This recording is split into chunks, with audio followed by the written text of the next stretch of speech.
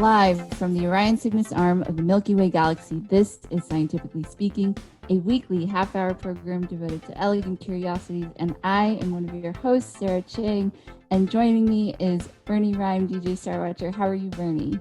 Yes, hi, Sarah. Very good. Awesome. Bernie is our professor of the astronomy lab at USM and the protector of the night skies. Always glad to join you every week to talk about fun stuff.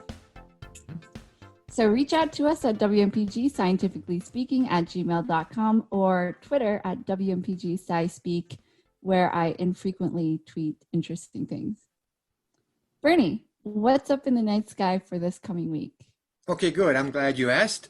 We have a famous full moon coming up. Actually, it would have happened on Thursday, so it'll still look full on Friday when this airs, and Saturday and the next day. So normally this would be the harvest moon. However, and this is just a technicality, but since it's more than 2 weeks from the equinox, which won't be till the 22nd, it's actually called the corn moon. Similar to last month's moon, it was a green corn or a grain moon. So this will just be the corn moon. So you should be aware of it because it's going to rise only like 20 or 30 minutes later. It'll look full for a longer period of time, and that's basically what the harvest moon does near the equinox. So that's going to last for a few more days. And then we're going to have lots of planets. Jupiter's been up. It's going to be up as soon as it gets dark enough to see it. You should look for that in the east. Saturn is right next to it, about 8 degrees to the east of Jupiter. You can see both of them. Jupiter is about 15 times brighter. And then about 9:30, Mars comes up maybe another 50 degrees further. And Mars is getting closer and brighter every single night, taking on a nice orange color. If you have a telescope, you can already see some dark markings on it and all kinds of interesting things. And then if you get up early or stay up late, Venus comes up around 3 in the morning. So we got 4 of our brightest planets, 3 of them well positioned. There's no excuse. Everyone should be able to see those in the evening for the whole next week, along with the almost harvest moon. So we got a good week coming up. Sounds exciting. Yeah, it is. So if Bernie talked way too fast, you can also check out the monthly What's Up column in the Portland Press Herald. And new one's coming out this week, right? Yep, I already wrote it. Yep. Always on top of things. Yeah, well, try to be. So we have a guest who has been on several times before, Dr. Dave Champlin. Welcome to the show. Thanks for having me. Good to see you. Yeah, good to see you too. Good to hear you. Electronically, yeah. We're getting through. Yeah. Dave, you have done a lot of, when did you start doing meditation? Well, actually about 6 years ago. At USM. Yeah, at USM I was, just to briefly say it because it's such a nice story. At USM I was invited down by some of the students who work in my research lab for a weekly meditation group that was meeting just out in the foyer of the student center, the busy, noisy foyer of the USM Student Center. And I got down there on a Tuesday evening, and it was group meditation. It was guided meditation, so somebody would be talking the whole time. And I only knew about, solo meditation up on a mountaintop, right? And right, I thought that's what it was. And I tried that a couple of times in my life. I'd sit down by up on a mountaintop. Yeah, here I go, and I would just start working on a to-do list, right? I'd be like, oh, well, milk and my samples are in the incubator, like that. But this was group meditation. And what was fascinating was the group was organized by students who were in recovery from addiction. And they were working at that semester toward getting the group together to create this ROC at USM, or the Recovery Oriented Campus Center, which is such a fabulous resource. And this was one semester before it came. And these people were using meditation and that community spirit to hang in there during this time of recovery. And wow, was that intense.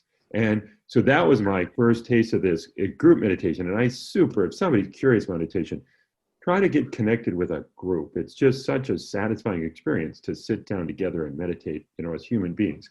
And then it went on. There's this group now, a student club that's been around for about 5 years at USM called the Sky Happiness Club. And it's a part of a national program to introduce college students to meditation. And I'm the faculty advisor. And so We're doing that, pretty informally. It's wonderful stuff, but it's also part of a kind of a personal growth thing. So people kind of take it on at different pace at different points in their lives. Yeah, but it's good stuff. That's Healthy. awesome. Yeah, I didn't realize that it had been such a part of your life for so long, actually. Yeah, yeah, and it's this thing, and it's a group of that they're just great people. One of the things about it is there's nobody that has an expert air about them. There's people who've been doing it for years, but they just don't, they don't teach you the way I teach my students. So, Right. but where I'm like, I'm the expert here, so everybody should be taking notes except me, like that, right? It's the opposite of that, and just a very pleasant experience, where everybody's collaborating like that. Yeah. So what's the name of the club again, Dave? So our listeners can. Yeah. It's called Sky at USM, and people could email me, and I can connect them with the student club. And my email is just champlin@maine.edu. So that's CHAMPLIN@MAINE.edu. Okay. And again, are they meeting in person? Huh? Could they meet in person now, or would it be through Zoom? No, everything's remote, but it turns out that works well because, like I said, it's a national program and it actually connected to an international program. And so I just was on an online meditation retreat the last couple weekends ago for 2 weekends, and the participants were worldwide. And that's cool. Yeah. They'd like to be on in person, and it is, when we aren't dealing with a raging pandemic, we're in person. Yeah. And that student club meditates every Monday, Mindful Monday at 4:30 online. And then students will take a course, and they learn a certain breathing technique called the Sudarshan Kriya. And then that group meets every Tuesday evening for a little more advanced practice, just because they know that breathing technique. Yeah, that'll be very helpful for students and other people. Absolutely. Yeah. And I super endorse that connection. Yeah. If we can help with that. Because it's a great way to deal with the pandemic. A lot of people are anxious and stressed, and this is definitely scientifically proven to reduce that. There's a study that just came out this year that was work done at Yale on college students, and comparing some different practices to try to provide relaxation and reduce stress and anxiety. And this Sky Happiness Program was one of their methods. Yeah, and then another study was done at Harvard. Similar results. And these are you can collect data physiologically. It's not just asking somebody, hey, how do you feel now? Measure physiological factors like their heart rate and blood pressure, and it's cool stuff. So very scientific. Speaking of the science, that's the name of our show. Yeah, that's the show. Let's get Tom to the show. Strictly speaking, breath and respiration. And so this is, I thought when you had approached me with the idea that was kind of where the inspiration came from, was that core of meditation is breath and breathing. And as we have seen, is that breathing can help calm us down. It can help slow down our breath, can help reduce our heart rates and lower our blood pressure. It's a method of addressing stress and anxiety. Dr. Champlin, you had recommended this book called Breath, The New Science of a Lost Art, published very recently in May 2020. And I think we were interested in some of the ideas and outcomes of the experiments in almost fringe or lesser known pulmonauts, as he calls them, and the strangely profound impact that our breath and the way that we breathe and how it impacts us in so many different ways that I don't think a lot of us have ever even considered. And so I think there are a lot of ideas and concepts that he talks about and frames in such a way that makes them really convincing. And he speaks a lot through experience. He's a journalist, and he's not a scientist, but he has written several. He's written 2 other books that were all kind of science investigative type books as well. And so we're going to be spending this show exploring some of the concepts that are described in the book. In the book, there was a little excerpt about a study that was done in the 80s, over 70 years, that focused on heart disease. And they gathered data from like 5,000 subjects and found that the greatest indicator of lifespan was lung capacity, where the smaller, less efficient lungs people had led to sicker subjects. What we now know is that breathing can actually, you've mentioned, change us physiologically, and it can actually help increase our lung capacity. And one of the things that we were talking about right before this is this like diaphragm breathing. Yep. Actually, when I came across that, Carl Stowe was the, I guess, choir conductor. And so he, I wouldn't say pioneered, but he helped people tap into using their diaphragm for breathing. And actually, it was so fascinating going through that, because I remember when I was younger that I would watch my stomach rise and fall with my breath. But then as I got older, I changed it so that I would start breathing where my chest would rise and fall instead. I made that realization in my 20s and was like, I should go back to that, because there was something natural about that, and there was something unnatural about me changing it. And so I did that, and I did not realize that that was the diaphragm working. And so he describes that as the second heart. And what was interesting was we actually use 10% of the range of our diaphragms when we breathe. And it actually causes a lot of circulatory problems, raising our blood pressure. And if we just used 50 to 70%, we could ease a lot of cardiovascular stress. So I'm curious, this diaphragm can actually like break down because of lack of use. It's like a muscle, it atrophies, right? It is a muscle, absolutely. Sure, absolutely, yeah. And the diaphragm is a muscle, and it can be strengthened or weakened, and its role in breathing can be lessened or increased. And he had a lot of success building the diaphragm, strengthening the diaphragm, and emphasizing that singers are singing when they're exhaling. And so he really emphasized the process of exhalation, and the diaphragm can play a big role in that. And so normally, right, we just kind of let the air out, right? But singers intentionally control their breath. And this fellow, his last name is Stowe, not a he's a choir director. He's not a physician or a healthcare provider, but he was so successful that he was identified and helped with some emphysema patients, a lot of emphysema patients over the years, and then also was like a prominent coach for the 1968 Olympics in Mexico City. Oh, the high altitude. Yeah. Yeah. And so the U.S. team. Well, one thing some older people remember is that's the Olympics where a couple of American athletes held their fists up in solidarity with the Black Power movement, right? Yeah. And those athletes were, medal-winning athletes in part because this Stowe guy had trained them with these breathing techniques.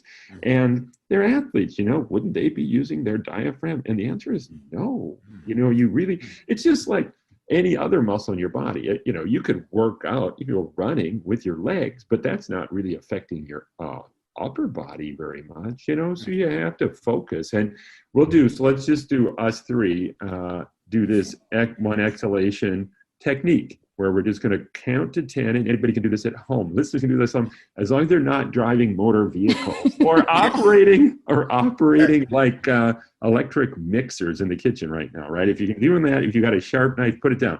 And all we do is we don't take a big breath in. We just start where we're at, and we start counting repeatedly 1 through 10 without taking a breath. And you keep going until you can't even whisper. And then you just move your mouth and you're using your diaphragm to press it out. So you guys ready? Here we go. 1, 2, 3, 4, 5, 6, 7, 8, 9, 10. 1, 2, 3, 4, 5, 6, 7, 8, 9, 10. 1, 2, 3, 4, 5, 6, 7, 8, 9, 10. 1, 2, 3, 4, 5, 6, 7, 8, 9, 10. Keep going. 1, 2, 3, 4, 5, 6, 7, 8, 9, 10. 1, 2, 3, 4, 5, 6, 7, 8, 9, 10. 1, 2, 3, 4. Okay. Yeah. Too far. Right? And it's a workout, and it's focused on your diaphragm. And it's like, you spend some time every day brushing your teeth, and folks spend some time doing some simple breathing exercises every day. And some of these people they're focused on meditation, but some are asthmatic patients, and they have certain breath work they're doing to try to increase their lung capacity like that. And or just allergies and nasal congestion, things like that. And in that book describes over the years a variety of folks like this choir director discovering and developing breathing techniques, and a lot of them scientifically established, and then they'll just kind of drift to the background, and we'll kind of pop some pills like that, or shift over like that to a more profitable strategy of treating our bodies like that. So it's this idea of just a daily practice building up something like a diaphragm is a good model for folks who are listening to think this is what we're talking about. We're talking about it's kind of a daily practice, daily routine that can affect our physiological health and also our mental health. Like that. Looking long term, right? Yeah. So let's get into like the biology of breathing a little bit. So there's aerobic respiration, anaerobic respiration, right? Yep. And so aerobic that I learned from the book is 16 times more energy efficient over anaerobic. And so aerobic is like what we're using our oxygen to feed our cells, and that's how we're getting energy. Is that like a really simple way of putting it? Versus anaerobic is really tapping into the glucose, right? Our sugars and our carbohydrates. Is that fair? Yeah. Yeah. And would like, for example, breaking down fat, would that also be a form of anaerobic kind of? Well, that's just, so the way appropriate factual way of thinking about it is our bodies are burning nutrients in the same way that a campfire is burning nutrients. And the campfire needs oxygen to burn. And in burning it, it can use oxygen to burn those nutrients, the cellulose and fiber in the wood, down to lots of carbon dioxide. And that's what we're doing. We're sucking in oxygen just like a fire, and we're exhaling carbon dioxide that we burned up from the food we ate. And we don't do it as hot as a fire, right? That's one of the tricks of humanity and biological life is we have enzymes that catalyze these reactions and lower the activation energy so we don't have to get hot like a fire. But that's what we're doing. And if we have access to oxygen, we're just like a fire. We can release huge amounts of calories, energy from the foods we eat that way. But when we get moving, we can't supply our muscles with oxygen fast enough. So we shift over to what's called anaerobic metabolism, and that's also called fermentation. And our bodies ferment, and instead of producing ethanol, like yeast does in the fermentation of alcoholic beverages, we produce lactic acid. And in doing so, it's just not as efficient. And so there's a lot of interest in that because, when we're exercising, we like to burn a lot of calories, right? That's a big focus on, weight loss is a big focus for exercise like that. And one of the things is that I mentioned, when we were doing that stow breathing, it wasn't a story of anaerobic and aerobic. Those things come up a lot when we're working out. And it's interesting to also mention that this Stowe choir director, like he was working those Olympic athletes, they were not working out. They were just sitting still, and he was giving them techniques that he'd learned to expand, literally expand their lung capacity. Another great example of that is there are some people who do something called free diving, where they can stay underwater for 8 or more minutes. They can hold their breath, just, no, scuba tanks. They can just take a big gulp of oxygen and go underwater and dive really deep. And those people are normal people. They just trained again. And how do they train? They do stuff like, let's see how long you can hold your breath, right? They just do that for a long time.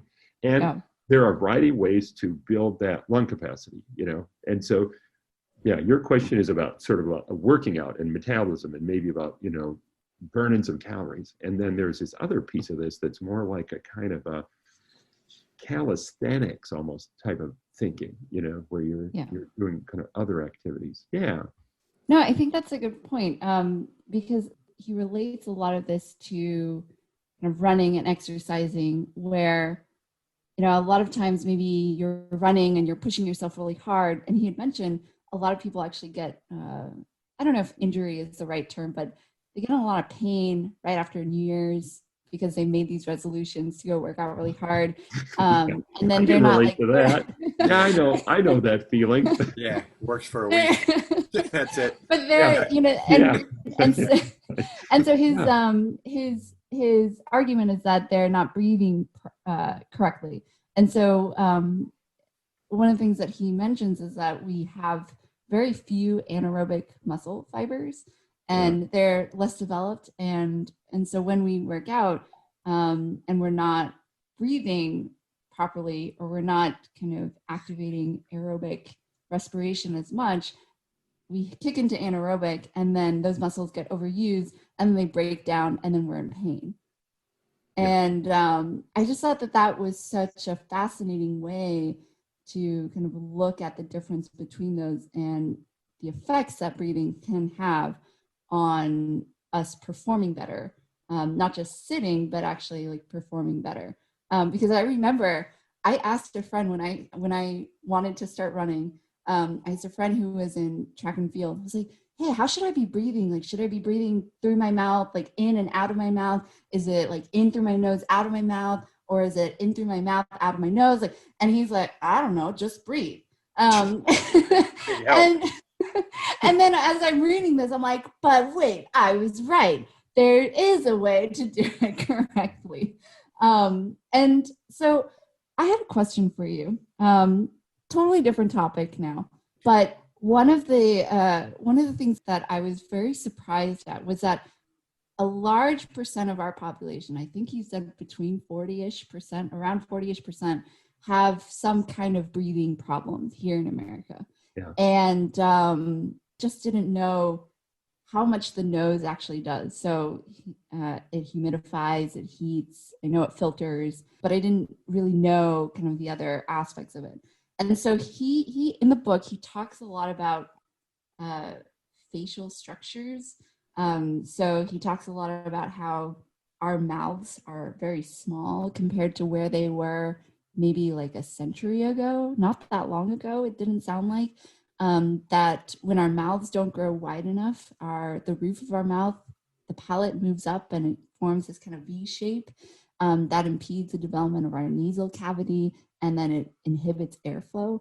And he actually, so there was that Norwegian American orthodontist, Eagle Harvold, who did very non-PETA compliant work, working with the rhesus monkeys, where he plugged half of their nasal cavities, half of the rhesus monkeys, he plugged their nasal cavities with these silicone plugs so that he would force mouth breathing, and then the other half he left normal. And over time, they started to, like, their mouth structures started to change. They started to have crooked teeth. They started to have, like, I guess, like, there's reduced pressure. And so the tissues in the back loosen, and they also make breathing more difficult. And they had all these problems. 2 years later, he removes the plugs, and then they're, over time, they become normal monkeys again. But he also did lose a couple monkeys who died because of that. Wow. And so it almost read in the beginning, I was like, oh, it's like evolution. because he talked about like the skulls that he looked at from like, I don't know, I don't know when they were from, but then it's not evolution in any way, because then he also talks about how the food that we eat Right. changes Sure. Yeah. our Yeah. mouth, and I don't know, Yeah. and so that was so interesting because we actually have, I guess, is it a modern disease, if you will, not a modern condition, that we have crooked teeth Yeah. and cavities and overbites and underbites versus like, Yeah. Well, so, the shape of our bodies is just based on genetics and the environment. And for the genetics, we can look at skulls from history because they are well preserved. And in the most recent human evolution, so the last few 100,000 years, our facial structure has really shifted. We're mammals, and so we love our nose, but our nose and nasal passageways in recent human evolution have really shifted, partly because of our, just because of our change and our evolutionary path, natural selection, and then the environment. And we've shifted over in just the last couple thousand years or longer to a softer food, right? The tools that were invented to make it easier to eat, not harder, right? We don't chew stuff off bones very much anymore, but our ancestors used to. And so that has to do with the development of the jaw, the tongue, and another thing is that it's understood that the larynx has sort of shifted down a little bit evolutionarily, and the tongue back a little bit as we vocalized more and more. There was natural selection for vocalization, and the human species shifted. So there's that. But one way I think to think about this topic is in that context of, wow, we maybe need to pay attention to our airways, our nasal sinuses, and our mouth and throat.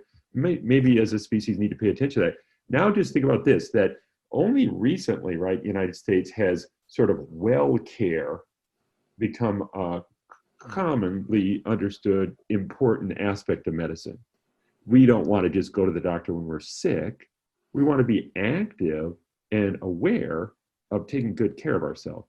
And one area that appears that people, general public, hasn't become aware of is the well care of our airways, like that, which is interesting to think about, right? That our species maybe needs some attention to do that best.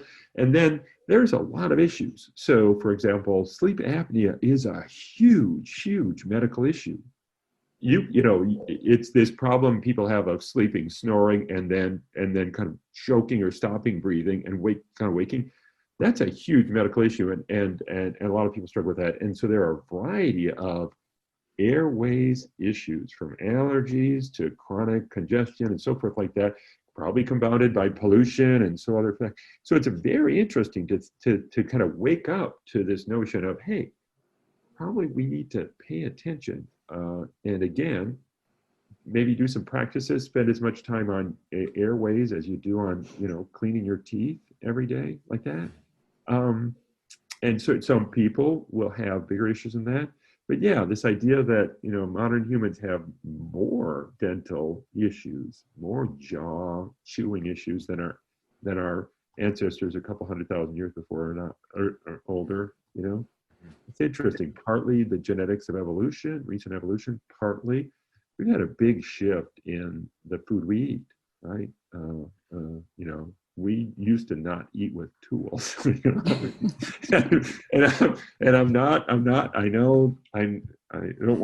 not suggesting that WMPG listeners should just go and put their silverware in the trash, but yeah, there's ways to pay attention to This was part 1 of our episode on breath and respiration science. You've been listening to Scientifically Speaking here on WMPG with myself, Bernie and Dr. Champlin. Stay tuned for songs from Mother Russia and her neighboring countries with our tour on Zvuky Rusi. And from your favorite nerds, we wish you safe viewing and clear skies.